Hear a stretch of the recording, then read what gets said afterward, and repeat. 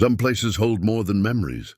They hold pieces of who we used to be. When Jesse Quinn rides back to the crumbling mansion in New Mexico after years running, he expects nothing but dust and regret. But what waits inside those walls will break his heart and change everything he knew about family and coming home. His cousin Annie has been surviving alone in that ruined house, disabled and defiant, keeping watch over ghosts they both left behind. The mansion is falling apart, and so is the truth about why their family shattered. What really happened all those years ago, and can two broken people fix what time destroyed? Before we jump back in, tell us where you're tuning in from. And if this story touches you, make sure you're subscribed, because tomorrow I've saved something extra special for you. The high desert of New Mexico stretches out like a worn saddle blanket. All browns and dusty greens under a sky so blue it hurts to look at. Jesse Quinn sat easy in his saddle, 38 years old, and feeling every one of them in his bones. The gelding beneath him was a good horse, steady and sure-footed, borrowed from a ranch hand in Colorado who'd taken pity on a drifter heading south. Behind him, connected by a lead rope, his pack donkey Gus plodded along with the patience that had made him Jesse's most reliable companion these past 6 years. 6 years with Gus, and before that, 4 years working spreads in Wyoming. Before Wyoming, it was Montana, and before Montana, well, the details blurred together like fence posts seen from a moving train.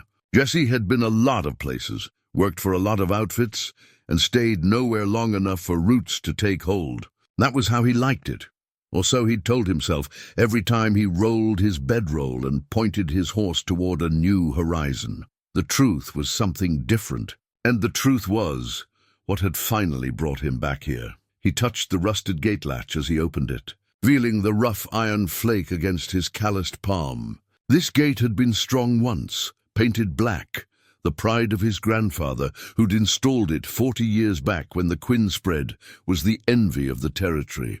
Now it hung crooked on one hinge, held shut by nothing but habit and the wild grass that had grown up around its base. Jesse led his horse through, and Gus followed without complaint. He didn't bother closing the gate behind him. There was nothing here worth keeping in or out anymore. The road, if you could still call it that, wound through what had once been productive grazing land. Jesse remembered it green in spring, dotted with cattle bearing the Quinn brand, managed by his father and grandfather with the kind of careful attention that made a ranch prosperous. His mother had kept ledgers at the big house, tracking every head of cattle, every expenditure, every penny earned. They'd been comfortable, more than comfortable, respected. Now the land looked tired. Fence posts leaned at angles, wire sagging between them or missing entirely. The grass grew tall and wild, ungrazed, going to seed. Here and there he spotted the white bones of cattle, old deaths from harsh winters or predators, never cleared away. Nature was taking back what the Quinns had once claimed, patient and thorough as time itself. Gus brayed softly, his way of asking when they'd stop for the day. The sun was lowering toward the western mountains, painting everything gold and purple. "Soon, old friend," Jesse said, patting the donkey's neck. Soon. He'd left this place 15 years ago, barely into manhood, angry and certain of his righteousness. He'd sworn he'd never come back, that the Quinn name could rot for all he cared, that he wanted nothing to do with the lies and the blood money that had built the family fortune. His father had stood on the porch of the big house and watched him ride away without a word of goodbye, without a plea to stay. His mother had wept. Jesse had heard her through the window, but she hadn't come out either. Uncle Paul had been the only one to speak. "You'll regret this, boy," he'd called out. "Family is family, and you're throwing it all away over your high-minded principles." Maybe Uncle Paul had been right. 15 years of drifting, of working other men's land, of sleeping in bunkhouses and line shacks, of eating dust and earning just enough to move on to the next job. What had it gotten him? Freedom, he'd told himself, a clear conscience, but lying in his bedroll at night, staring up at stars that never changed no matter how far he traveled. Jesse had started to wonder if maybe he'd just been running. The letter had found him 3 weeks ago at a ranch outside Durango. The foreman had handed it over with a raised eyebrow. Drifters didn't usually get mail.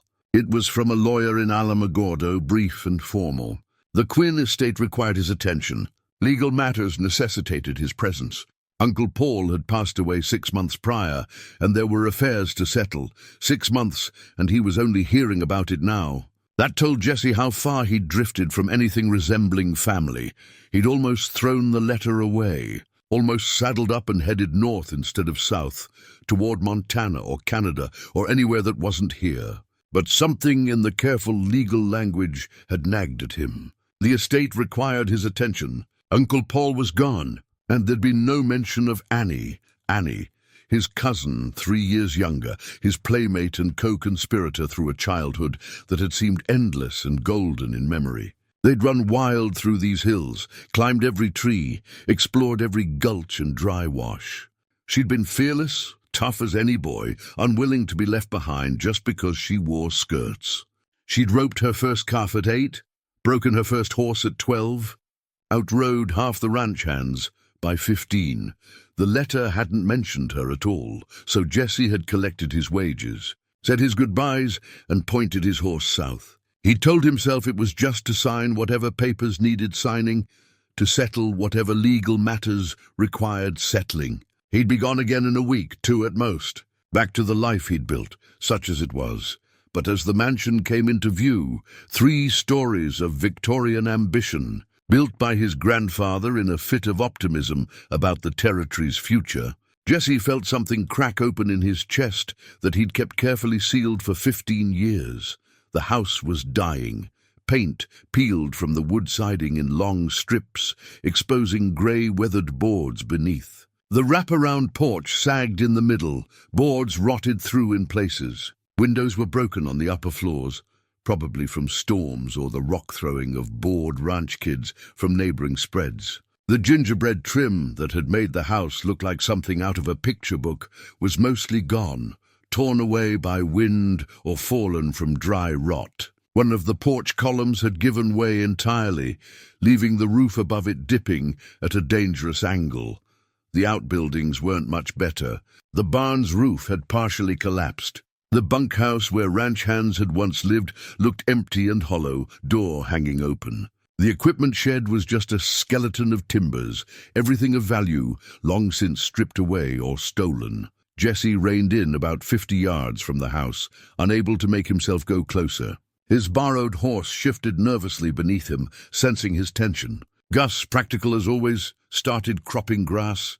Jesus, Jesse whispered. He'd expected neglect. Uncle Paul had been elderly, and after Jesse's parents died, his mother first, his father a year later, there'd been just the old man trying to manage a spread that needed younger backs and steadier hands. But this wasn't mere neglect. This was abandonment, surrender, the slow defeat of people giving up. Where was Annie? The lawyer's letter had said nothing about her, and now seeing this ruin, Jesse felt ice in his stomach. Had she left too? Was he the only Quinn left, coming back to a graveyard of ambitions and lies? The sun touched the mountains, and the long shadows made the house look even more like a corpse. Jesse couldn't go in there tonight. He couldn't face whatever ghosts or memories or empty rooms waited in that darkness. "We'll make camp," he told Gus, more to hear a voice, even his own, than because the donkey needed telling. He found a spot near what had been the garden, where a hand pump still stood over a well. To his relief, the pump worked, bringing up cold, clean water after a few strokes. He watered the horse and Gus first, then filled his canteen and drank deep. The water tasted like it always had, sweet and mineral-rich, pulled from an aquifer far below the hard-packed earth. Some things didn't change. He unsaddled the horse and unpacked Gus's panniers, setting up his small camp with the efficiency of long practice. Bedroll laid out, small fire built in a ring of stones, coffee pot set to boil. He fed the animals from his grain stores and hobbled them so they could graze. The familiar routine calmed him, gave his hands something to do, while his mind circled the question he couldn't answer. What had happened here? The fire crackled, mesquite wood popping and sending sparks into the darkening sky. Jesse sat with his tin cup of coffee, staring at the mansion. Lights would have shone in those windows once. His mother in the kitchen preparing supper, his father in the study going over accounts, maybe Uncle Paul in the parlor with a glass of whiskey and the territorial newspaper. Annie would have been where? Reading in her room probably, or out in the barn tending to her horse. The house stayed dark. Jesse pulled his blanket tighter against the evening chill and tried not to think about how wrong this all felt. He'd left because he couldn't stand what his family had become, what they'd done and then covered up.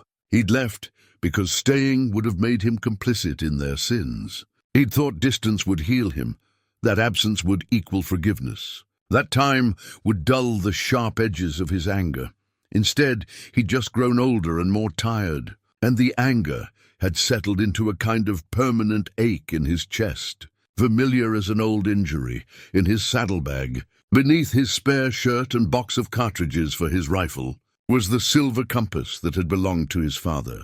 Jesse had carried it for 15 years without ever taking it out, without ever using it. The compass had stopped working long ago, the mechanism frozen, the needle stuck pointing nowhere useful. But he'd kept it anyway, unable to throw it away, unable to explain why he carried this broken thing from a broken man. Maybe tomorrow he'd understand. Maybe tomorrow he'd find some answers in that ruined house. Maybe tomorrow he'd find Annie, and she'd be able to tell him where all the years had gone. For now, there was just the fire, the stars, the soft sounds of the animals settling for the night, and the dark, hollow shape of the house that had once been home.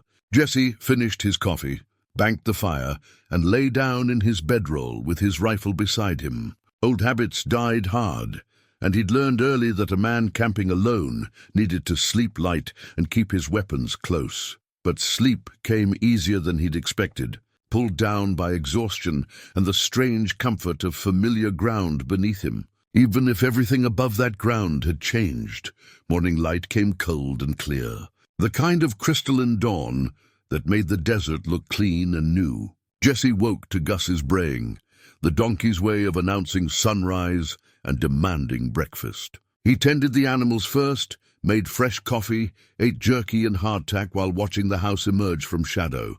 In daylight it looked worse. The full extent of decay was visible now. The rotted boards, the broken shutters, the way the whole structure seemed to lean slightly, as if the foundation had shifted. But there was something else too. Smoke, a thin thread of it rising from the kitchen chimney. Someone was inside. Jesse's heart kicked hard against his ribs. He stood slowly, coffee forgotten, staring at that tendril of smoke. It could be squatters, drifters, using the abandoned house for shelter. It could be thieves stripping the last of anything valuable. It could be Annie. He left his camp as it was, trusting that Gus would alert him to any trouble.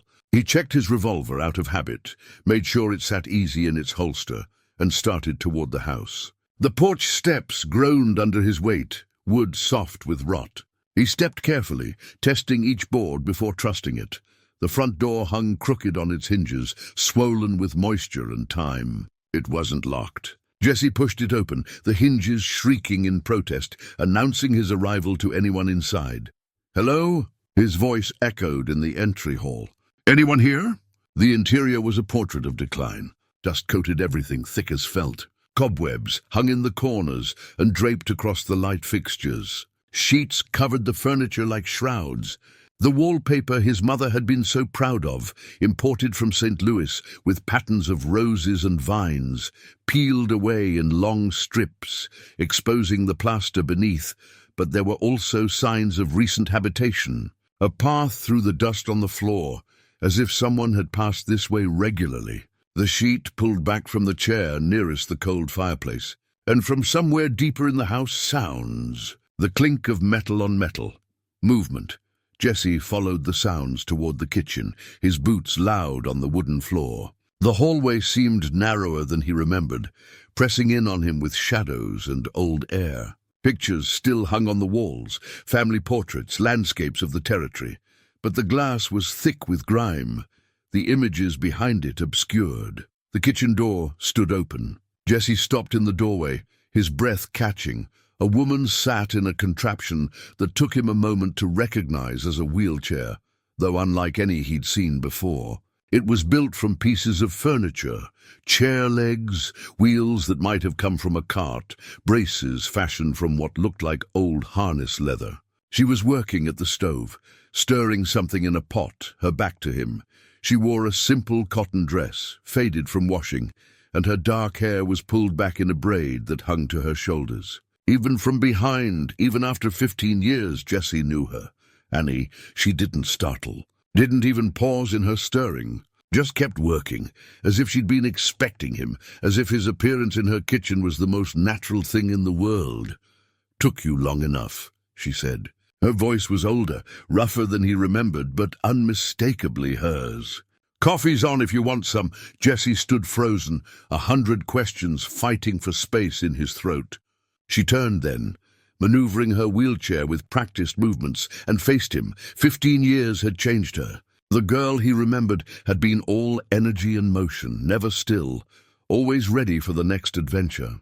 This woman's face was thinner, marked by lines of pain and endurance. But her eyes were the same, dark brown, sharp with intelligence, and in this moment guarded. "You going to stand there gaping, or you going to sit down?" Annie gestured to the kitchen table with her wooden spoon. "I'd offer you breakfast, but I wasn't sure when you'd work up the courage to come inside. Saw your fire last night. You've been—" Jesse couldn't finish the sentence. His eyes went to the wheelchair, to her legs motionless beneath the faded dress, back to her face. "Annie, what happened? What happened?" She laughed, but there was no humor in it. "What happened is life. Jesse, same thing that happens to everyone if they stick around long enough, instead of running off to play cowboy in Montana or wherever the hell you've been." The words stung because they were meant to. Jesse moved into the kitchen, pulled out a chair, one of the same chairs from 15 years ago, scarred and rickety now but still functional, and sat down heavily. "I got the lawyer's letter about Uncle Paul 6 months ago." Annie turned back to her stove. "He had a heart attack. Doctor said it was quick, probably kinder than he deserved, all things considered." "Why didn't you—" Jesse stopped, started again. "Why didn't anyone tell me sooner? And where exactly would they have sent word?" Annie poured coffee from a battered pot into 2 tin cups, one of which she set in front of Jesse with more force than necessary. "You didn't leave a forwarding address when you stormed off in your righteousness 15 years back. Took the lawyer 3 weeks just to track you down through ranch associations and wire transfers. You're a hard man to find when you don't want to be found." She was right, and that made it worse. Jesse wrapped his hands around the hot cup, welcoming the burn. "The house is falling apart." "I noticed." Annie sipped her own coffee, watching him over the rim of her cup. "I've been doing what I can, but I'm somewhat limited in my carpentry abilities these days. How long have you—" Jesse gestured helplessly at the wheelchair, not knowing how to ask. "Been a cripple." Annie's voice was flat. 5 years. Horse threw me up in the north pasture, landed wrong on the rocks. Broke my back." She said it matter-of-factly, as if discussing the weather. "Spent 4 months in the hospital in Alamogordo. Uncle Paul mortgaged the last of the good land to pay for it. Came home to this, to him trying to manage alone and failing, to everything going to hell." Jesse felt sick. You should have what, been here? You made your choice, Jesse. You decided this place, this family, we weren't worth your time. Can't exactly blame you, given what you learned. But don't come back now with your guilt and your should-haves. I don't need your pity. It's not pity." Jesse met her eyes, held them. "You're my family. You're the last family I've got." Something flickered across Annie's face, pain, or longing, or maybe just exhaustion. But she shuttered it quickly, her expression going neutral again. "Family." She turned her wheelchair, moved it with surprising ease toward the counter. "You know what family does, Jesse? They stay.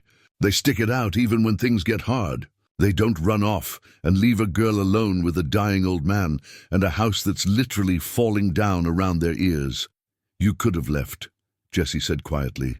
"After Uncle Paul died. Could have gone to town, found what?" Annie's voice rose. "Some charity? Some institution? I'm 35 years old, Jesse. I'm not a child who needs adopting." This is my home. This was my family's home. Someone had to stay. Someone had to keep watch. Keep watch over what? There's nothing here. There's everything here. Annie slammed her hand on the counter. Our parents are buried here. Our grandparents, Uncle Paul, this land, this house, it's all that's left of who we were, of what we came from. I wasn't about to abandon it just because things got difficult. They stared at each other across the kitchen, years of hurt and distance and misunderstanding thick between them. Jesse saw now what he hadn't at first, the shadows under Annie's eyes, the way her dress hung loose on a frame that was too thin, the calluses on her hands that spoke of hard work and harder survival. She'd been alone here, maintaining what she could of this dying place, for reasons Jesse was only beginning to understand. "I'm sorry," he said finally. "I'm sorry I left. I'm sorry I didn't come back. I'm sorry about all of it." Annie's shoulders sagged slightly. Some of the fight went out of her posture. "Yeah, well, sorry doesn't fix the roof or pay the back taxes or make my legs work again." But her voice was softer now, less sharp. "You here to stay, or just passing through to sign papers and collect whatever inheritance you figure you're owed?" Jesse thought about his camp outside, about Gus and the borrowed horse, about the life of drifting he'd built over 15 years. Thought about the broken compass in his saddlebag and the unspoken vow he'd made to never return to this place. "I don't know," he admitted. "I came because the letter said I had to. I came because—" He stopped, tried to find words for something he didn't fully understand himself. "I came because I'm tired, Annie. Tired of running, tired of working land that's not mine, tired of waking up in places I don't belong. And maybe I came because I needed to see if there was anything here worth coming back to." Annie studied him for a long moment, her expression unreadable. Then she wheeled herself back to the stove, stirred whatever was in the pot. The domestic gesture in the ruined kitchen, the familiar smell of cooking in this place of decay, struck Jesse as both heartbreaking and somehow defiant. "Well," Annie said, "there's oatmeal if you want it. Not fancy, but it's hot. And there's work to be done if you're staying longer than a day. Porch needs fixing before someone falls through and breaks their neck. Water pump in the barn is seized up. And Tom Wardell from the neck spread over has been sniffing around, making noises about buying the property. I've been holding him off, but he's persistent." Jesse felt a spark of the old protectiveness, the instinct to shield Annie from anything threatening. "He giving you trouble?" "Nothing I can't handle." But there was something in how she said it that made Jesse doubt. "I told him the property's not for sale. He seems to think I'm not in a position to refuse much longer. We'll see about that." Annie glanced back at him, one eyebrow raised. I'm here now," Jesse said. "However long that ends up being. Might as well make myself useful." She held his gaze for a beat, too, searching for something, sincerity maybe, or commitment, or just the echo of the cousin she'd once known and trusted. Whatever she found seemed to satisfy her, at least provisionally. Barn's got space if you want to move your gear inside. Roof's better than the house in some places. Annie turned back to her pot. "And Jesse? Don't make promises you can't keep. I've had enough of those to last a lifetime." Jesse nodded, though she couldn't see him. He stood, left his coffee half-finished, and walked out of the kitchen. The hallway felt different now, less haunted, more inhabited. Someone lived here still. Someone had fought to survive here against odds that would have broken most people. Annie had stayed when he'd run. She'd kept watch when he'd chosen freedom. She'd endured what he'd been too proud and angry to face, maybe. Jesse thought as he stepped out onto the sagging porch. He'd finally found something worth staying for. The barn was in rough shape, but still standing, which put it ahead of most of the other structures. Jesse moved his camp inside, setting up in what had been the tack room. It smelled of old leather and hay, familiar and almost comforting. Gus approved of the arrangement, settling into a stall with the contentment of a creature who'd spent too many nights in open country. Over the next few days, Jesse fell into a rhythm. Mornings started with coffee that Annie made, strong and bitter. They didn't talk much at first, circling each other like wary animals, negotiating the boundaries of their renewed acquaintance. Jesse worked on repairs, starting with the porch, which was dangerous, replacing the rotted boards with lumber he found in the barn. Weathered but still sound. Annie watched from the window sometimes, though she tried to be subtle about it. Jesse pretended not to notice. He explored the house when she was occupied elsewhere, moving through rooms filled with ghosts and memories. His old bedroom on the second floor was exactly as he'd left it. Bed made, books on the shelf, even his old rifle hung above the doorframe. It was like walking into a museum of his younger self, preserved by Annie's determination, or Uncle Paul's sentimentality, or maybe just the simple fact that no one had needed the space. In the bottom dresser drawer, wrapped in a cloth, he found the broken pocket watch. His grandfather's watch, passed to Jesse's father, meant eventually for Jesse. The crystal was cracked. The hands frozen at 3:47, the exact time Jesse remembered with a chill, that his grandfather had died. He'd been 14, and his grandfather had been his hero. The old man had taught him to ride, to rope, to read the weather and the land. He told stories of the territory before statehood, when it was truly wild. He'd been tough but fair, demanding but loving. He'd also been the one who started it all. The mind, the lies, the covering up. Jesse knew that now, had learned it in the worst possible way. But sitting in his old room, holding the stopped watch, he couldn't help but remember the good parts too.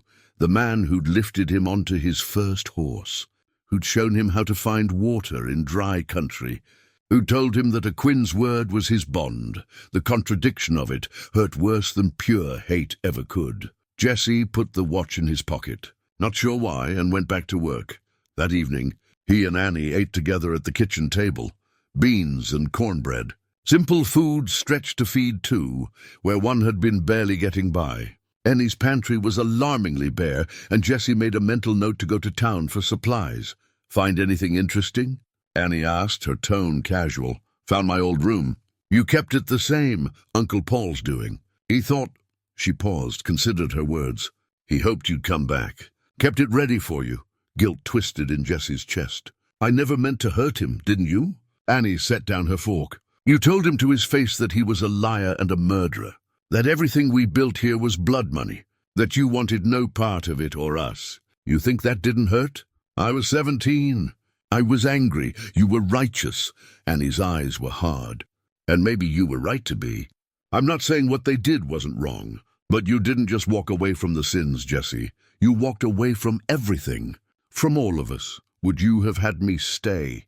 Knowing what I knew, I would have had you trust me." Annie's voice cracked slightly. "I would have had you believe that maybe I wasn't part of it, that maybe I deserved the truth too, instead of just being left behind to figure it out on my own years later." Jesse stared at her. "You didn't know?" "About the mine. Not until Uncle Paul was dying. He told me everything then, made me promise." She stopped, shook her head. "It doesn't matter now. They're all dead. The secret's buried with them." But Jesse heard what she didn't say, the burden Uncle Paul had placed on her, making her the keeper of family shame. The isolation of carrying that knowledge alone. "I'm sorry," he said again, inadequate as the words were. Annie wheeled herself away from the table, began clearing dishes with sharp, angry movements. "Stop apologizing. It's done. We are where we are." Jesse helped clean up in silence, following her lead, trying to be useful without being intrusive. When they finished, Annie maneuvered to the back door, opened it to let in the evening air. "I go out to the graves sometimes," she said, not looking at him. "Talk to them. Probably makes me crazy, but it's better than talking to myself. Can I?" Jesse hesitated. "Can I come with you sometime?" Annie glanced back at him, surprise flickering across her face. Then she nodded. "Tomorrow, maybe. If you're still here." "I'm still here." She studied him for a long moment, then wheeled herself toward the hallway that led to her room. The old parlor converted because stairs were impossible now. "Good night, Jesse." "Good night, Annie." He stood in the kitchen after she left, listening to the house settle around him. It creaked and groaned like an old person's joints, the wood contracting in the cooling evening air. But there was life here still. Annie had kept that much alive, had kept watch over this dying place with a determination that shamed Jesse's wandering. He walked out to the barn through darkness broken only by stars, Gus greeting him with a soft nicker. Jesse settled into his bedroll, thinking about frozen pocket watches and promises, and the complicated math of family. What you owed, what you'd paid, what debts could never be forgiven or forgotten. But for the first time in 15 years, he was sleeping under the roof, however leaky and ruined, of home. That had to count for something. The next morning, Jesse rode into Alamogordo for supplies. The town had grown some in 15 years, new buildings along the main street, but it still had the dusty, provisional feel of a place that hadn't quite decided if it was permanent.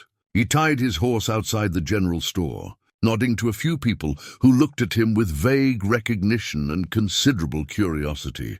Inside, the storekeeper, Mr. Henderson, whose hair had gone from grey to white, but who otherwise looked unchanged, gave him a long, appraising look. Jesse Quinn, heard you were back. News travels fast in a town this size. Henderson smiled slightly. Already knew before you left the Quinn place yesterday. Tom Wardell mentioned seeing smoke from 2 fires at your property. Figured you'd arrived. Jesse bristled at the implication of surveillance, but kept his voice level. Need supplies, food staples mainly, some hardware if you've got it. As Henderson gathered items, filling Jesse's list, other customers drifted in and out. All of them found reasons to pause, to look at Jesse, to whisper to each other. By the time he'd loaded his purchases into the saddlebags, his jaw ached from keeping his expression neutral. He was heading for his horse when a voice stopped him. Quinn, got a minute? Tom Wardell stood beside a buckboard, 2 ranch hands flanking him. He was in his 50s, thick-bodied and confident, the kind of man who'd done well and wanted everyone to know it. Jesse had a dim memory of him from childhood, a neighboring rancher, friendly with Jesse's father, someone who'd come to the house for business and drinks. Wardell. Heard you came back to settle your uncle's affairs. Wardell moved closer, his smile not quite reaching his eyes. Sympathies on your loss. Paul was a good man. Appreciate that. I also heard Annie's been living out there alone. Worries me, you know. A woman in her condition, in that falling-down house. Doesn't seem safe. Jesse kept his hands loose, his stance easy, but something cold settled in his gut. Annie's managing fine. Is she, though? Wardell's tone was reasonable, almost concerned. I've made her several offers to buy the place. Fair offers. More than fair, considering the state of things. But she keeps refusing, stubborn as she is. Maybe you could talk some sense into her. If Annie wants to sell, she'll sell. If she doesn't, she won't. Don't see how that's your concern. Wardell's smile tightened. Property like that, abandoned and neglected, it affects all of us. Property values, water rights, grazing access. The Quinn place used to be part of this community. Now it's just a blight. Then I guess we'll have to work on that, Jesse said evenly. Make it less of a blight. You planning to stay then? Heard you'd been drifting for years. Hard to see you settling down to fix up that wreck. Hard to see a lot of things until they happen. They stared at each other, measuring, neither willing to look away first. Wardell's ranch hands shifted restlessly, clearly hoping for trouble, equally clearly not wanting to be the ones to start it. Well, Wardell said finally, if you change your mind about selling, my offer's still open. Maybe even a little better given that you're family and all. Be easier than trying to salvage what's already dead. He tipped his hat and walked away, his men following. Jesse watched them go, his hands fisted at his sides. Back at the Quinn place, he found Annie in the kitchen garden, or what had been the garden. She was pulling weeds from between the overgrown vegetables, her wheelchair positioned to reach as much as she could. Town knows I'm back, Jesse said, kneeling beside her to help with the weeds. And Tom Wardell knows exactly how many fires I had burning. Told you he was persistent. Annie yanked up a stubborn thistle. He's wanted this land for years. Made offers when Uncle Paul was still alive. Made more after he died. Made even more when he realized I was here alone. Men sees weakness and goes for it. You're not weak, didn't say I was. Said he sees it that way. She wiped sweat from her forehead with the back of her hand. Disabled woman alone in a ruin? He figures I'll break eventually. Sell for whatever he's offering just to escape.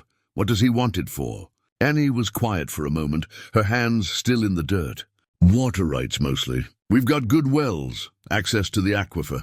His land's drier, always has been. He wants to expand his operation, needs our water to do it. Jesse sat back on his heels, looking at the land around them. Even neglected, you could see the bones of what had been here, the careful placement of outbuildings, the way the house commanded the view, the sense of permanence that good water and good land could provide. He say anything about the mine? Annie's hands stilled completely. She didn't look at him. Why would he say anything about the mine? Because if he knows about the water, he probably knows about that too. Any man digging into Quinn property would find the deed eventually. It's public record, or would have been. The mine's been closed for 15 years. Jesse, it's not worth anything now, but the way she said it, too carefully, too neutrally, made him wonder what else she wasn't telling him. They worked in silence for a while, clearing enough space that some of the vegetables might actually have a chance. Tomatoes, beans, a few struggling squash plants. Annie had been trying to grow food to supplement whatever meager supplies she could afford. The realization of how hard things had been, how close to the edge she'd been living, made Jesse's chest tight. When the sun got too hot, they retreated to the house. Annie disappeared to her room for a rest. Jesse was learning the accident had left her with chronic pain, managed but never gone. He used the time to explore more of the property, taking inventory of what could be salvaged and what was beyond saving. In the barn, beneath old tarps, he found some of his grandfather's tools. A good set of carpentry equipment, rusted but restorable. Saddles and tack, mostly dried out and cracked.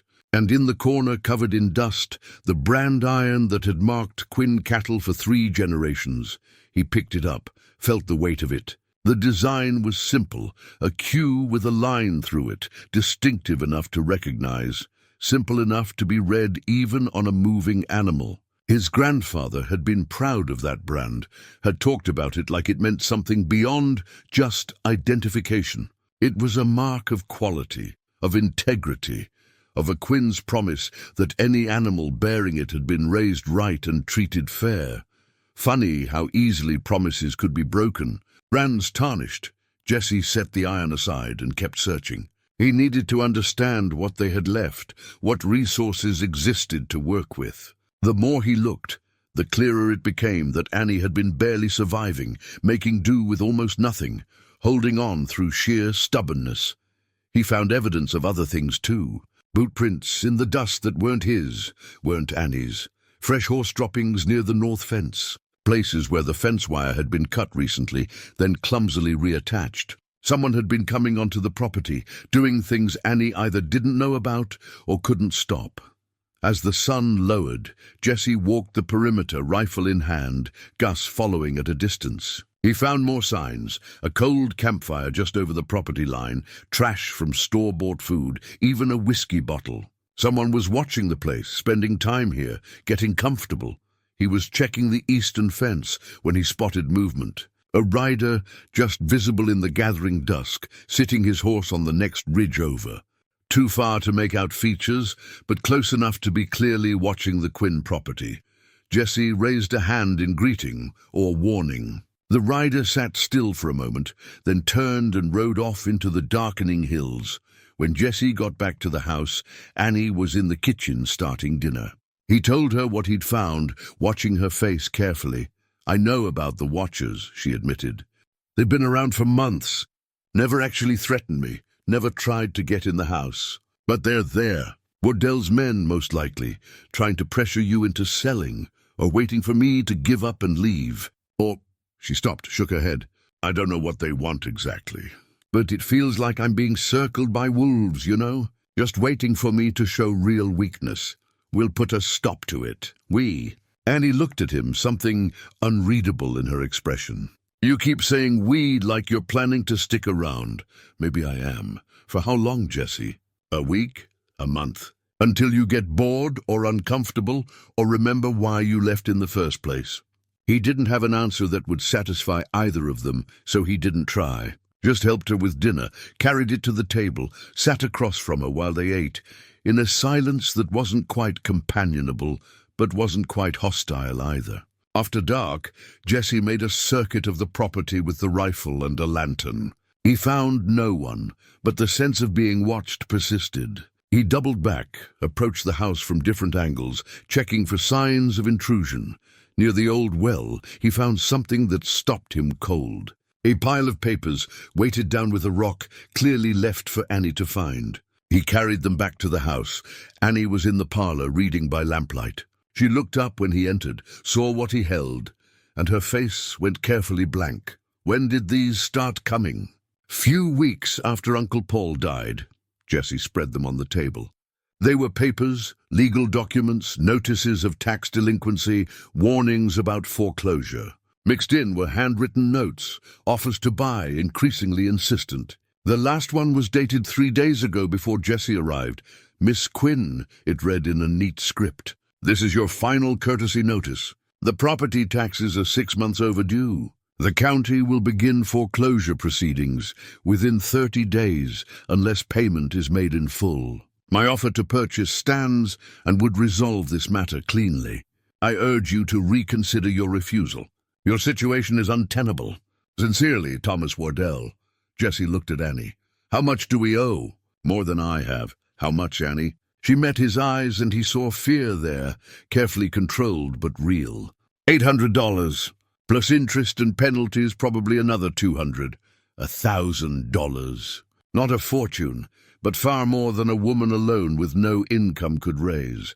Jesse thought about his own savings, $300, give or take, earned dollar by dollar over 15 years of hard work. Not enough, not nearly enough. We'll figure it out, he said, though he had no idea how. We? Annie's voice was sharp. You got $1,000 hidden somewhere, Jesse. Because if you do, now's the time to mention it. No, I don't, but there's got to be options. We could take out a loan, use the property as collateral, already tried. Banks won't lend on land this far out, this rundown. And even if they would, how would we pay it back? There's no income, no cattle to sell, no crops. Just me and now you, sitting on land everyone thinks is worthless, except for Wardell, who wants it cheap. Jesse paced the room, his mind working. There had to be something. Some resource they hadn't considered, some option that made sense. What about the mine? He said finally. Annie's face closed down. No. Annie, if it's still got value, no. She said it with such force that Jesse stopped. I won't reopen that place. I won't profit from what they did. That mine killed 7 men, Jesse. 7 men with families. Our fathers covered it up, paid hush money, and built this house on blood. I've lived with that knowledge for 3 years, ever since Uncle Paul told me. I can't make it worse by going back there for money. Jesse understood. God help him. He understood completely, because it was the same revulsion that had driven him away 15 years ago. But they were out of options and time was running out. Then we find another way, he said. But Annie, you need to tell me everything. About the mine, about what happened, about what Uncle Paul told you, all of it. Because if we're going to fight Wardell and keep this place, we need to know exactly what we're dealing with. Annie looked at him for a long time. The lamplight cast shadows across her face, making her look older, more tired than her 35 years. Tomorrow, she said finally. I'll tell you tomorrow. Tonight I need to sleep. I'm tired of fighting alone. I'm tired of carrying this by myself. You're not alone anymore, Jesse said. He didn't know if it was a promise or a plea, but Annie nodded, as if she'd heard what he meant rather than what he said. After she'd gone to her room, Jesse sat in the darkening parlor, the pile of threatening papers on the table before him. The house creaked around him, old bones settling. Gus brayed once from the barn, the sound carrying clearly in the night. Jesse thought about frozen pocket watches and broken brands and secret sins that outlived the sinners. He thought about family, what it meant, what it cost, what debts you carried whether you wanted to or not. And he thought about Annie, stubborn and scared and brave, keeping watch over ghosts in a house that was falling apart, refusing to let go of the past even as it pulled her under. Maybe that's what family was. Not the good times, not the shared blood or names or history, Maybe family was choosing to stay when leaving would be easier. Choosing to fight when losing was certain. Choosing each other even when the weight of that choice felt impossible to bear. Jesse pulled out the broken compass, looked at its frozen needle pointing nowhere useful. He'd carried this thing for 15 years, unable to throw it away, unable to explain why. Maybe it was time to figure out how to fix it, or maybe it was time to find a new way of knowing which direction to go. The next morning, true to her word, Annie told him everything. They sat in the parlor, the room where family had gathered for important discussions, where decisions had been made and futures planned, and she laid out the truth that Uncle Paul had burdened her with before he died. The Esperanza Mine. Jesse had known about it in the abstract. Everyone in the territory had heard of the silver strike in the mountains, the modest boom it created, the tragedy when part of it collapsed. What he hadn't known, what he'd only discovered when he was 17 and digging through his father's papers looking for something else entirely, was that his father and Uncle Paul had owned it. They'd operated through a shell company, kept their names off the public records, managed it through a proxy. The profits had been good, very good, and they'd flowed into the Quinn accounts for years before Jesse was born. The cattle ranch had always been real, but it had never been the source of the family's wealth.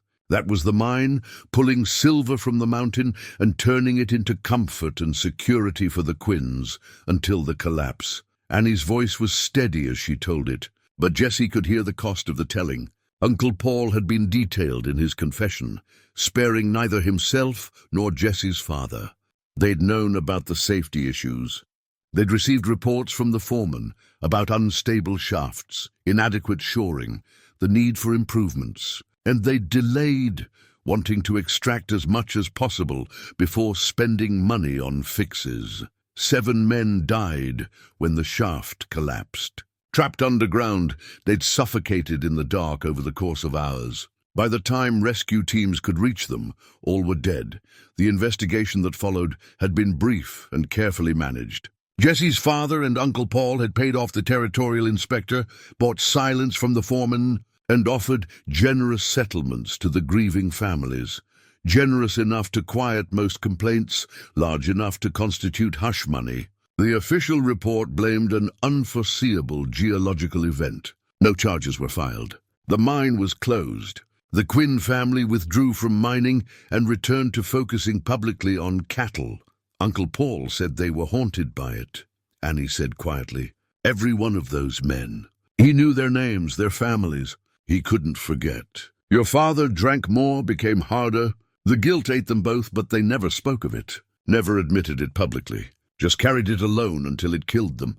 How did you find out? Jesse asked. Uncle Paul told me when he was dying. Said he couldn't take it to the grave alone, that I needed to know what the Quinn fortune was built on. Said there were papers in the safe, proof of everything. He made me promise. Her voice broke slightly.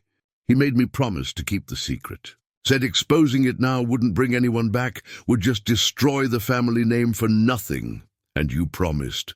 I promised. Annie looked at him, her eyes hard with self-recrimination. I kept his secret, carried his shame, let him die thinking I'd protect the lie forever. And then I sat here alone for 6 months, reading those papers, learning every detail of how 7 men died so the Quinns could prosper. Do you know what that's like, Jesse? Knowing your whole life is built on death? Yes, Jesse said softly. Because that's what I learned at 17. That's why I left. Annie stared at him. You knew? All this time? Not everything. Just enough. I found some of the papers in Father's study. Read about the mine, the collapse. Saw the hush money payments. Confronted him about it. He didn't deny it. Just said I was too young to understand the complexities of business, that he'd done what was necessary to protect the family. And you left. I left. Told him I wanted nothing to do with blood money. Told Uncle Paul he was complicit in murder. Said things Jesse stopped, swallowed hard. Said things I can't take back now. They sat in silence. 2 people separated by years and choices, united by the same shameful knowledge. Outside, the morning sun made the dust motes dance in the light streaming through the dirty windows. It should have felt like confession, like absolution. Instead, it just felt heavy. "There's more," Annie said finally.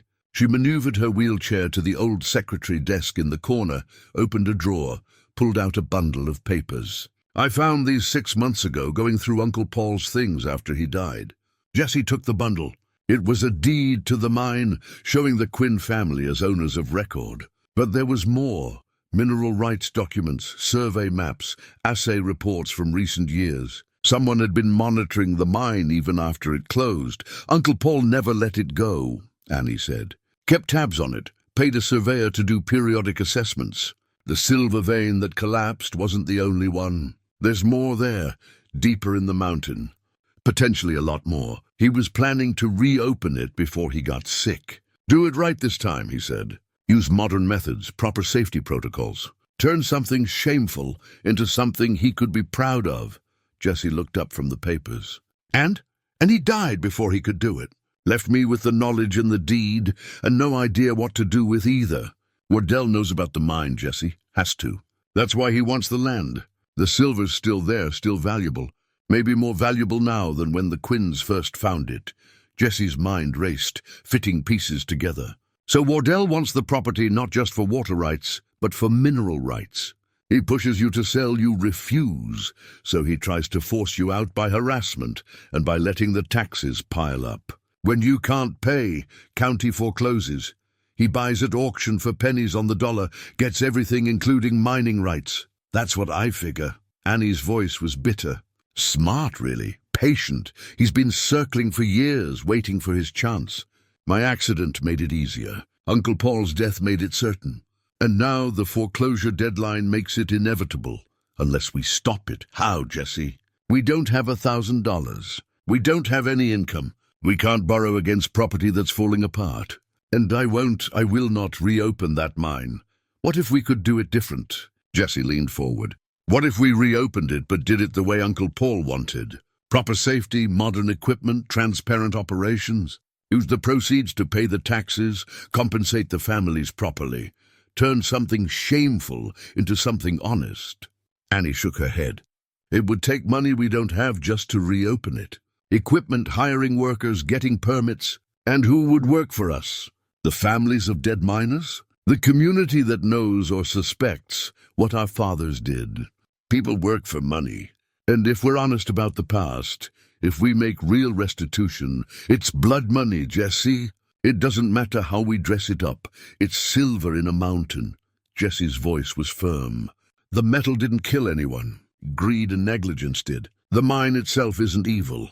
How it's operated, how the profits are used, that's what matters. Annie looked at him like he was speaking a foreign language.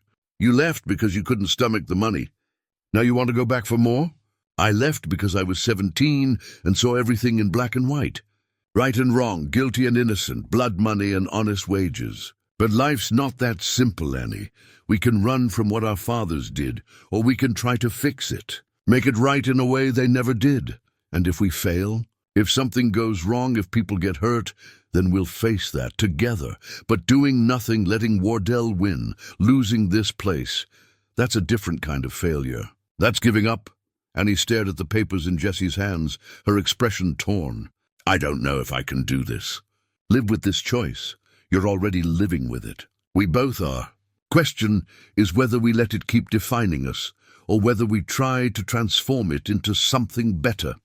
She was quiet for a long time. Jesse let her be, understanding that this was a choice only she could make. He could offer alternatives, but the weight of Uncle Paul's confession, the burden of family shame that was Annie's to carry or set down. Finally, she looked up at him. If we do this, and I'm not saying we are, but if we did, we'd need help. People who know mining, people who can be trusted, money for equipment and wages, legal help to navigate the permits and rights. It's not just deciding to reopen, Jesse. It's building something from nothing while the whole territory watches and judges. Then we start small. We find people who might be willing to help. We figure out what it would cost, whether it's even possible. And we make a decision based on facts, not fear. And his lips quirked in something that wasn't quite a smile. Since when did you become practical? Since I spent 15 years working for other people, learning how things actually work instead of how I thought they should. Turns out the world's more complicated than my 17-year-old righteousness allowed for. This time, she did smile. Just a little. Uncle Paul would probably approve. He always said you had potential if you could get past your pride. He'd say anything about you and your stubbornness. Frequently, the smile faded. I miss him, Jesse. For all his faults, for all he carried, I miss him. Me too. Jesse stood, walked to the window, looked out at the land that was theirs by birth and burden. Father too, mother, all of them. Even while I was angry, even while I was running, I missed them. Is that why you came back? Because you were tired of missing them? I came back because I was tired of running. The missing, that never stopped. Geography doesn't change what you feel, just changes how alone you are while feeling it. Annie wheeled over to join him at the window. They stood and sat together, looking at the neglected land, the falling down outbuildings, the mountains in the distance where the Esperanza mine waited like a sealed tomb. We're probably going to fail, Annie said. Probably. Wardell's going to fight us. The community's going to judge us. We might lose everything anyway. Might. But at least we'll go down trying to do the right thing. For once, the Quinns will choose honor over profit. Jesse looked down at her, seeing in her face the girl he'd grown up with. Brave, stubborn, unwilling to quit even when quitting was the smart choice. For once, he agreed. They had 3 weeks before the foreclosure deadline. 3 weeks to find a way to save the property, reopen the mine, confront the past, and somehow, against all odds, build a future worth staying for. It wasn't enough time. But it was what they had, and they'd work with it, together. Jesse spent the next few days working from dawn to dusk, repairing what he could, shoring up the most critical failures in the house and barn. Annie helped where she could, directing, planning, making decisions about what was essential and what could wait. They fell into an easy rhythm, the kind that came from shared purpose and mutual respect. In the evenings, they pored over Uncle Paul's papers, trying to understand the full scope of what reopening the mine would require. The numbers were daunting. Equipment, wages, permits, legal fees. Even a modest operation would cost several $1,000s to get running. Money they didn't have, couldn't borrow, had no clear way to raise. On the 4th day, Jesse rode into town again, this time with a specific purpose. He visited the county courthouse, asked to see the records for the Esperanza mine. The clerk, a young man who clearly knew nothing of its history, pulled dusty ledgers and filed papers, laying them out for Jesse's inspection. The mine had been closed for 15 years, deemed unsafe after the collapse, but it had never been officially sealed. The mineral rights were still held by the Quinn estate, never transferred or sold.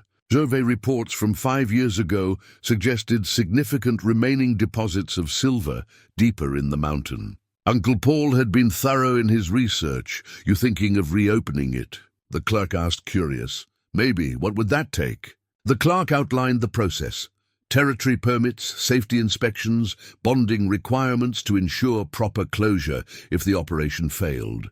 It was bureaucratic and expensive, but not impossible. The territory wanted mining operations. They brought jobs and revenue. If the Quinns could show they had the capital and the expertise, permits would be granted.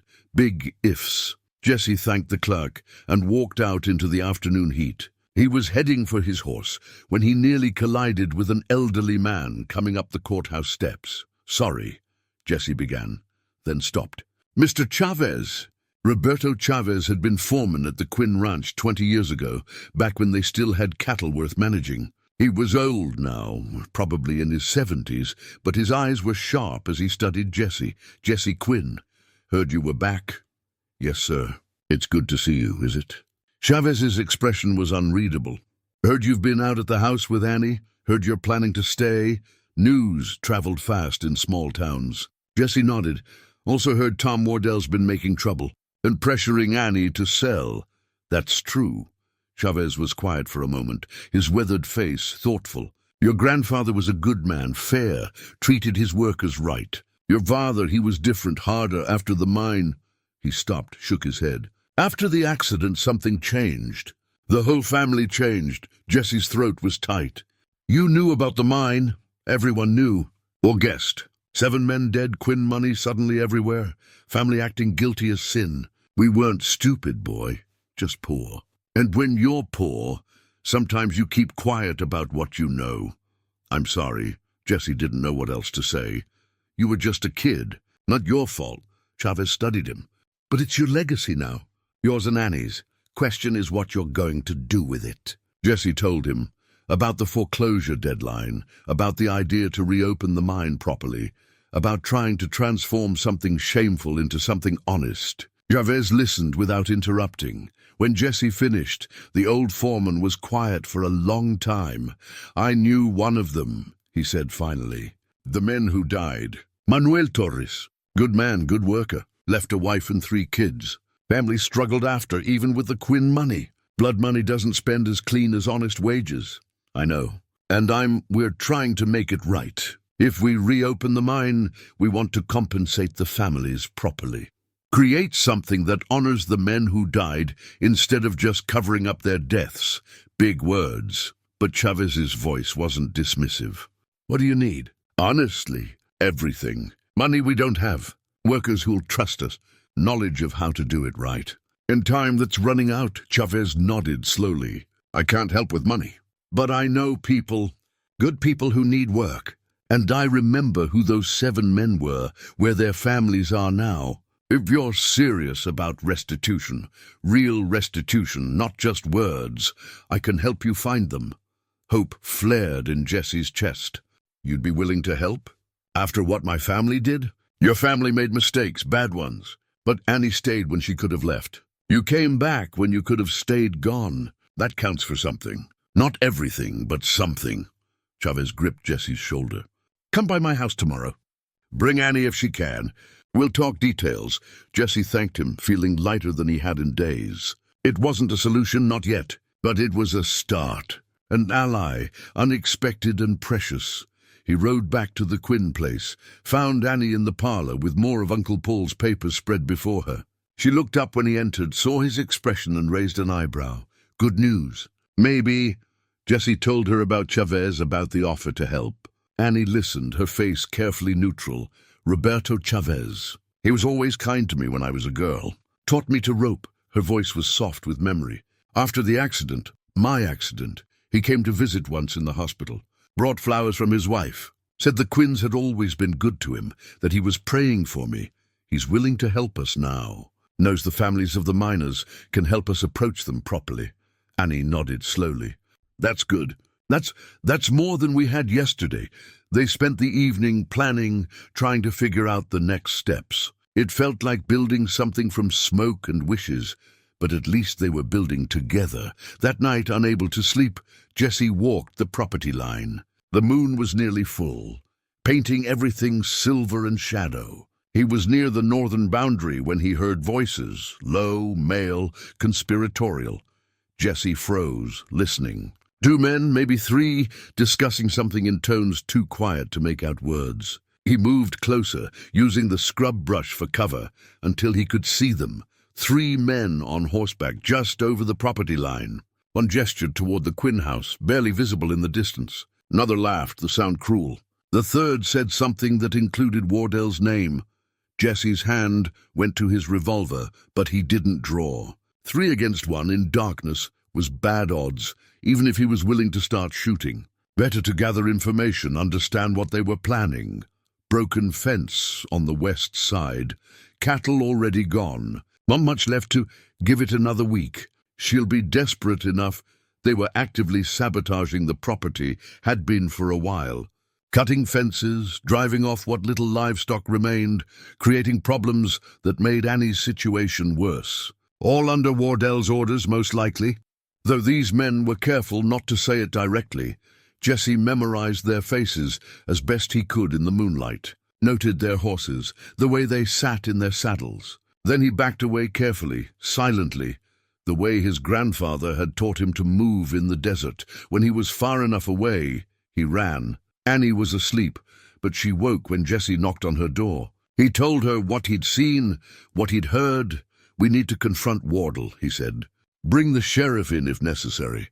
This is criminal harassment, trespassing, destruction of property. The sheriff's Tom Wardle's cousin, Annie said tiredly. Second cousin, but still family. You think he's going to take our word over his kins? Jesse swore. Then what do we do? What we've been doing. Endure, survive. Try not to give them a reason to escalate.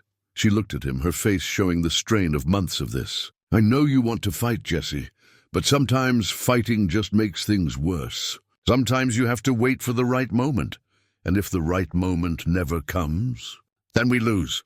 But at least we lose without blood on our hands.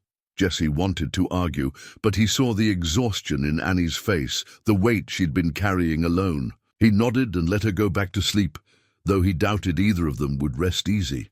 The next day, they rode into town together. Annie in the back of a wagon, Jesse hitched up, her wheelchair secured beside her. Curious eyes followed them down the main street. Two Quinns together, moving with purpose. The gossip would be all over town by sundown. Roberto Chavez's house was modest, neat, with a garden in front that showed a woman's careful tending. His wife, Elena, Jesse remembered, greeted them warmly, helped Annie inside, offered coffee and sweet bread. Over the next 2 hours, Chavez laid out what he knew. The families of the 7 dead miners were scattered now. Some had left the territory entirely, seeking new lives away from the tragedy. Others remained in the area, struggling like everyone else to make ends meet. He had addresses for most of them, knew where to start looking for the rest. If you're serious about restitution, Chavez said, you need to approach them honestly. No lawyers, no formal letters. Face to face, person to person. Acknowledge what was done, what your family did. Ask what would make it right, knowing nothing can truly make it right, and then follow through. What if they don't want to talk to us? Annie asked. What if seeing us just brings back pain they've tried to move past? Some will feel that way, Elena Chavez said gently. She'd been silent until now, but her voice carried authority. My nephew married one of the Torres daughters. I know the family still hurts, but I also know they want acknowledgement. They want the truth told publicly. They want the men they lost to be remembered with honor, not swept under rugs of silence. Annie nodded, tears in her eyes. Then that's what we'll do. However long it takes, whatever it costs, we'll give them that. Chavez pulled out a list, written in neat handwriting. 7 names, 7 families. Some nearby, some hours away. A month's work at least, even if everything went smoothly.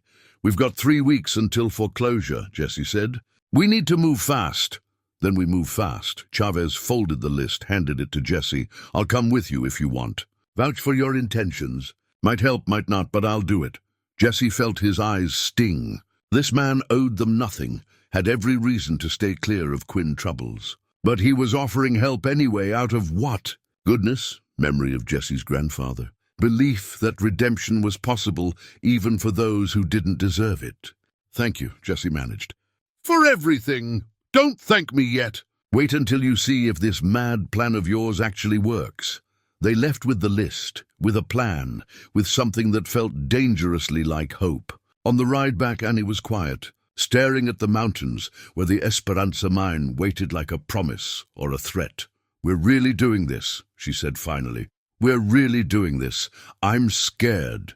Jesse, me too. They looked at each other. Cousins bound by blood and history, and the choice to stay when running would be easier. Then Annie smiled, small, uncertain, but real. Well then, she said, let's be scared together. And for the first time since Jesse had come back, that felt like enough. Over the next week, Jesse and Annie began approaching the families. Chavez came with them to the first 3, his presence lending credibility to their intentions. The meetings were hard, raw with old grief, complicated by anger that had been buried but never resolved. Manuel Torres' widow, Teresa, now in her 50s, listened to their prepared speech in silence. When they finished, she sat for a long time saying nothing. Finally, 20 years I've waited to hear a Quinn admit it. 20 years of knowing and not knowing, of money that kept us fed but choked me every time I spent it. You want to make it right now? You can't. But you can start by telling the truth, publicly, not to me in my kitchen, but to everyone. Let my husband's name be cleared of the shame of dying in an accident that wasn't an accident at all. Jesse and Annie promised they would. Teresa wasn't done, and I want a memorial. Something permanent with all 7 names. Something that says they were good men who died because of greed, not because of bad luck. Can you do that? Yes, Annie said immediately. We can. We will. They moved on to the next family and the next. Each meeting was different. Some families were openly hostile, 20 years of resentment spilling out. Others were cautiously receptive, willing to consider forgiveness if real change followed. A few had moved on so completely that dredging up the past felt cruel to them, and they asked only to be left alone.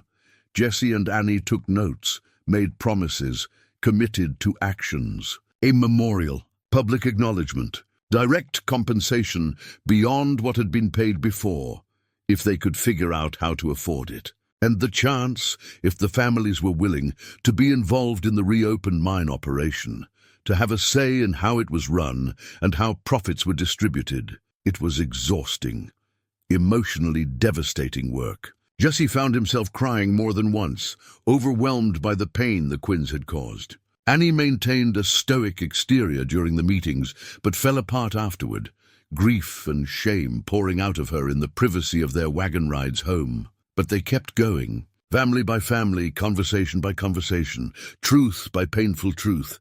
By the end of the week, they'd spoken to 5 of the 7 families. 2 remained, one in a town 2 days' ride north, one whose whereabouts Chavez was still tracking down, and the foreclosure deadline was 12 days away. They returned home late one evening to find Tom Wardell waiting on their porch. He wasn't alone. 2 of his men stood by the horses, hands resting casually near their weapons. Jesse helped Annie down from the wagon, positioned himself between her and Wardell, his own hand near his revolver, kind of late for a social call. Wardell, heard you've been busy. Wardell's smile was thin. Riding all over the territory, talking to certain families, making promises you can't keep. How we spend our time is our business, not when it affects my interests. Wardell stepped forward. You're stirring up old trouble, Quinn, making people ask questions about things that are long settled. I don't appreciate it. I don't much care what you appreciate, Jesse said evenly. You should. Wardell's voice went hard. You're running out of time. Foreclosure's in less than 2 weeks. You don't have the money, and you're not going to get it. So why don't you stop whatever fool's errand you're on, accept my offer, and walk away with something instead of nothing? The property's not for sale. Then you'll lose it to the county, and I'll buy it at auction. Either way, it becomes mine. I'm trying to be generous here, let you salvage some pride and some profit. Annie spoke up from behind Jesse, her voice steady. We know about the mine, Mr. Wardell. We know that's what you really want. Not just our water, not just our land, but the Esperanza silver. And we're not going to let you have it. Wardell's expression darkened. The mine's closed. Has been for years. Even if you could reopen it, which you can't, not with your resources, it wouldn't matter.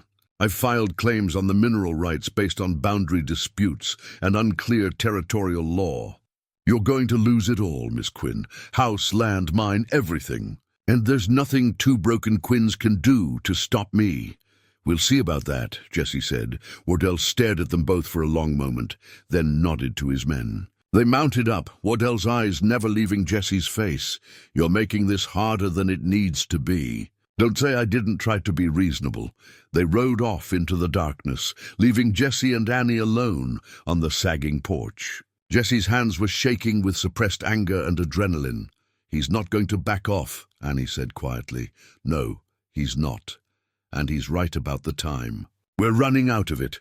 Jesse helped her inside, got her settled, then stood at the window staring into the night. Gus was peaceful in the barn, the property quiet under stars that didn't care about human troubles. Somewhere out there was a mine full of silver and death, a past full of shame and secrets, a future full of questions neither he nor Annie could answer. But they'd started something.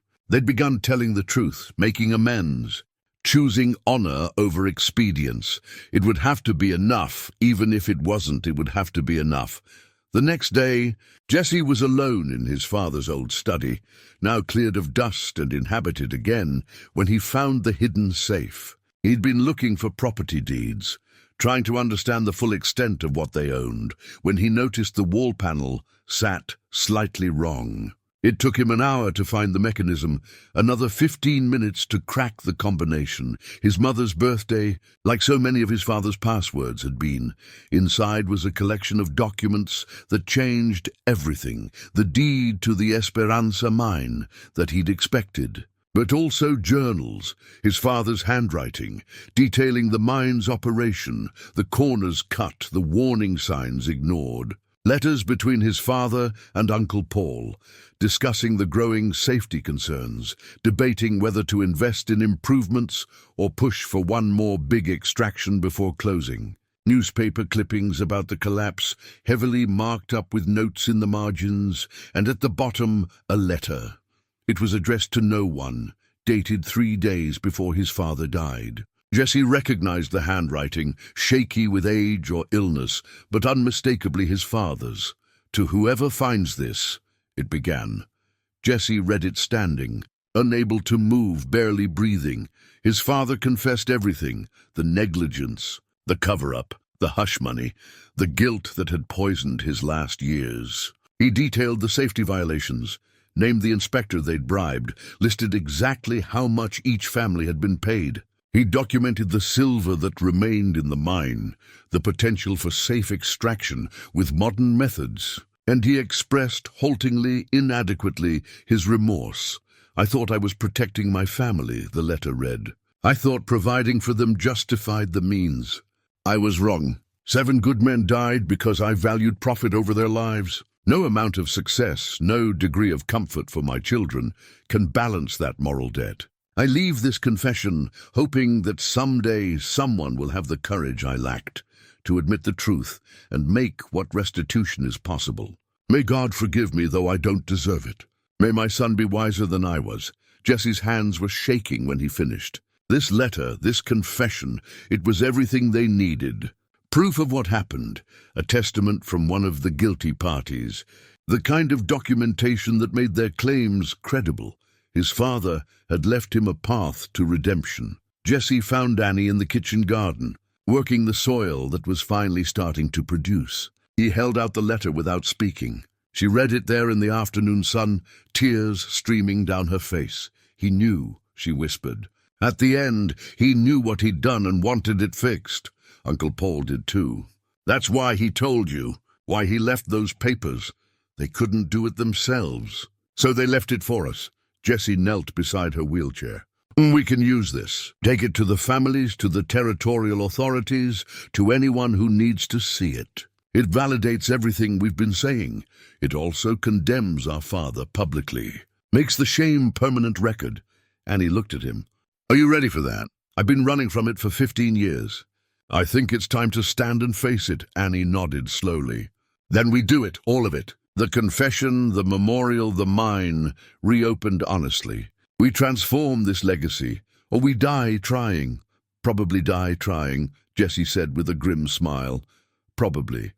Annie managed her own smile through tears. "But at least we'll die honest." They had 10 days left. Jesse and Annie moved into high gear, racing against the foreclosure deadline. They took their father's confession to the territorial marshal, who read it with grim interest and opened an official investigation. Too late to prosecute the dead, but enough to create a public record, to clear the names of the 7 miners, to acknowledge officially what had been whispered about for years. They commissioned a stonecutter to create a memorial, a granite slab with 7 names carved deep and permanent. At the bottom, an inscription that Annie wrote, "Good men who died too soon, may truth honor them when life failed to." They met with the remaining families, bringing both the confession and the memorial design. Reactions ranged from tears to anger to acceptance, but no one dismissed them anymore. The letter made their mission real, their remorse genuine, and they started putting together a plan for the mine. It would be a cooperative, Jesse decided. Not a Quinn operation, but a community one. The families of the original miners would have ownership stakes, decision-making power. Profits would be distributed according to transparent formulas. Safety would be paramount, enforced by independent inspectors with real authority to shut down operations if standards slipped. It was idealistic. It was probably impossible. But it was also right in a way that eased something in Jesse's chest that had been tight for 15 years. The problem remained money. The cooperative structure, the safety standards, the memorial, none of it mattered if they couldn't pay the back taxes. And 8 days before the deadline, they were still $700 short. Jesse sold everything he had, his rifle, his saddle, even the borrowed horse he'd ridden in on. He wired contacts at ranches where he'd worked, asking for loans, calling in what few favors he'd accumulated. Annie sold what remained of her mother's jewelry, her own meager possessions. It wasn't enough. 5 days out, they were still $400 short. Jesse lay awake at night, doing math that never worked out, trying to find resources that didn't exist. On day 4, Roberto Chavez showed up with an envelope. Inside was $200, a collection from families in town. People who'd known the Quinns, who'd worked for them, who remembered better days and wanted to help. "We take care of our own," Chavez said simply. "Even when our own has made mistakes." Jesse's throat was too tight to speak. Annie cried openly. 2 days before the deadline, they were still $200 short. Jesse was seriously considering selling Gus, his only real possession, his companion for 6 years, when a lawyer arrived from Alamogordo. "I represent several anonymous donors," he said primly. "They've asked me to contribute to your tax payment. On one condition." "What condition?" Annie asked warily. "That the mine, if reopened, employs local workers at fair wages and maintains the highest safety standards. They want it in writing, legally binding." Jesse and Annie looked at each other. "Done," they said together. The lawyer handed over a bank draft for $300. Later, they'd learned the anonymous donors included 2 of the mining families, the owner of the general store, a saloon keeper, and others. A whole network of people who'd been watching, judging, and ultimately decided that the Quinns were worth a second chance. The day before the deadline, they rode into town and paid the back taxes in full. The county clerk counted the money twice, stamped their receipt with exaggerated care, and handed it over with grudging respect. "Didn't think you'd make it," he admitted. "Neither did we," Jesse said honestly. They walked out of the courthouse into afternoon sunshine, the receipt safely in Annie's lap. They'd done it, impossibly, against all odds. Through the kindness of people who owed them nothing and the determination to do right, they'd done it. Tom Wardell was waiting by their wagon. "Congratulations," he said flatly. "You saved your house." For now and for good," Annie said firmly. "We'll see." Wardell's smile was cold. "I filed multiple legal challenges on the mineral rights, on the property boundaries, on your fitness to operate a mine. You've won a battle, Miss Quinn, Mr. Quinn, but the war's just beginning. And I have deeper pockets and more patience than you can imagine." Jesse stepped forward, his voice low and dangerous. "You've been harassing us for months, cutting fences, driving off livestock, intimidating Annie. I've got witnesses now, people who'll testify. You keep pushing, and I'll make sure the territorial marshal knows exactly what you've been doing. You can't prove anything. Maybe not. But I can make your life difficult. I can tell everyone in this territory how you tried to bully a disabled woman out of her home, how you pressured and threatened instead of competing fair. Your reputation matters, Wardell, maybe as much as ours does.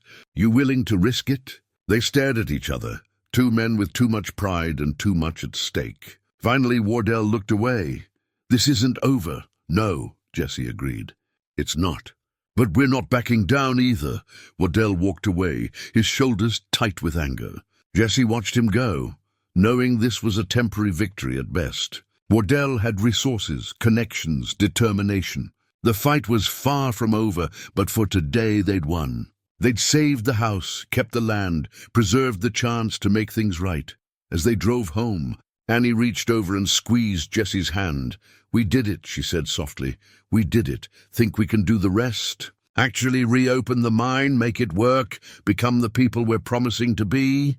Jesse thought about his father's confession, about Uncle Paul's deathbed burden, about 7 men who died in darkness. He thought about the broken compass in his pocket and the memorial being carved with 7 names. He thought about Annie's stubbornness and his own 15 years of running. "I don't know," he said honestly, "but I know we're going to try." "That's enough for now," Annie said, and as they crested the hill and saw the old mansion spread below, still ruined, still falling apart, but still theirs, still standing, Jesse thought maybe she was right. Trying was enough. For now, trying was enough. The next months were a blur of activity. With the foreclosure defeated, Jesse and Annie could focus on the bigger task, transforming their father's sin into something resembling redemption. The memorial went up first. They held a ceremony, simple but sincere.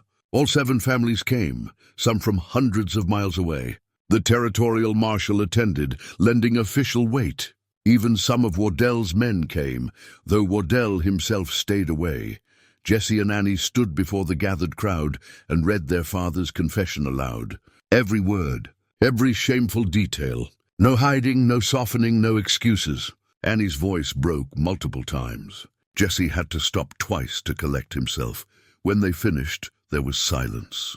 Then Teresa Torres stepped forward and placed flowers at the memorial. One by one, the other families followed. Some were crying, some looked angry. But they came, they listened, and in their own ways they began to forgive. "This doesn't erase what happened," Teresa said, "but it acknowledges it." That's something. That's more than we had before.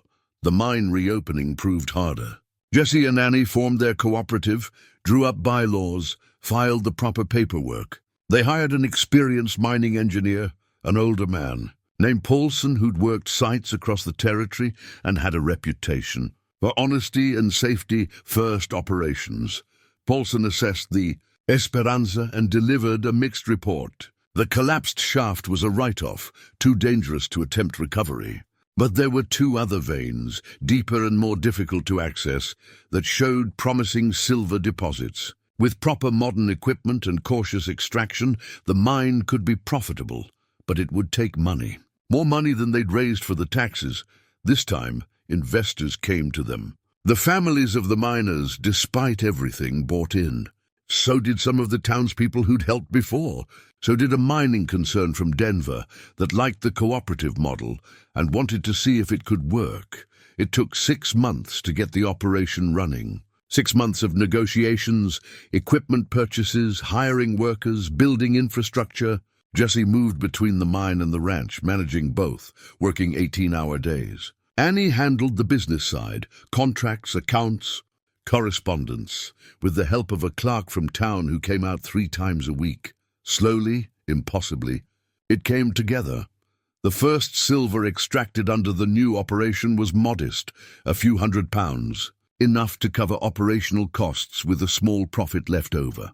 They distributed it according to the cooperative agreement, transparent and fair. Every worker knew exactly what they'd earn, exactly how decisions got made. It wasn't perfect. There were disputes, complications, setbacks. A shaft flooded and took weeks to pump out. Equipment broke. 2 workers quit, uncomfortable working for Quinn's, no matter the changes. But the cooperative held, and the silver kept coming. A year after Jesse rode back, the Quinn property was transformed. The house still needed work, years of work, but the worst damage was repaired. The barn had a new roof. Fences stood strong. A small herd of cattle, purchased with mine profits, grazed on recovering land, and the mine ran clean, safe, honest. A model for what mining could be when profit wasn't the only consideration. Tom Wardell never gave up his legal challenges, but one by one they failed. The boundaries held, the mineral rights remained Quinn, and when it became clear he wouldn't win through the courts, he made one last offer. A genuine, generous one, to buy the property. Jesse and Annie refused. Some things they'd learned weren't for sale. Some things you had to fight for, struggle with, transform through painful effort. Some things were worth the cost, even when the cost was everything. Spring came again, the desert blooming in ways that seemed impossible after the harsh winter. Jesse stood on the porch, newly reinforced, safely walkable, watching Gus graze peacefully. Watching the sun paint the mountains in shades of gold and purple, Annie wheeled out to join him, a cup of coffee in each hand. Her wheelchair was different now, properly built, comfortable, functional. She'd regained weight, color in her cheeks, light in her eyes. "Got a letter from Manuel Torres's daughter," she said, handing Jesse his coffee. "She's getting married in the fall. Wants to know if we'll come to the wedding. Will we?" I said yes. "Hope that's all right," Jesse smiled. "More than all right." They stood together in comfortable silence, watching evening settle over land that was theirs, not just by inheritance, but by choice. By work? By the decision to stay when leaving would have been easier. "You ever regret it?" Annie asked. "Coming back? All of this?" Jesse thought about 15 years of drifting, of working land that wasn't his, of sleeping in places he didn't belong. He'd thought about the frozen compass he'd finally gotten repaired, now working perfectly, though he rarely needed it anymore. He thought about Gus, who'd made the journey with him and now had a permanent home. He thought about the 7 names carved in granite honored at last. "No," he said. "Not for a second. You?" "Not even close." Annie sipped her coffee. "I spent 3 years alone in that house waiting to die or waiting for you to come back. I wasn't sure which would happen first. But you came back, Jesse. You chose to stay. You chose us. We chose each other. Yeah, we did." The sun touched the mountains, and somewhere in the distance, a coyote called. The house behind them was still scarred, still marked by years of neglect. But it was solid now, inhabited, alive. Not a museum of Quinn glory or a mausoleum of Quinn shame. Just home. Jesse looked at the property, at everything they'd built and rebuilt, at the land reclaimed and the legacy transformed. He thought about his father's confession, and Uncle Paul's burden, and his own 15 years of running. All of it had led here, to this moment, to this choice to stop fleeing and start healing. "Some places hold more than memories," he said quietly, echoing words from what felt like a lifetime ago. "They hold pieces of who we used to be, and seeds of who we become," Annie added, her own echo. They finished their coffee as darkness fell, as stars emerged in a sky so clear it seemed infinite. Inside, dinner waited. Tomorrow, work waited. A life waited. Not perfect, not easy, but honest and earned and worth every hard-fought step. Jesse had spent 15 years looking for a place to belong. Turned out it had been here all along, waiting for him to be brave enough to claim it, waiting for him to come home. He touched the compass in his pocket, felt its steady mechanism ticking away, pointing true. Then he followed Annie inside, Gus's soft bray following them like a benediction, and closed the door on the past. Some places are worth saving. Some people are worth fighting for. Jesse and Annie found both in each other, in the land they refused to surrender, and in the truth they finally had courage to face.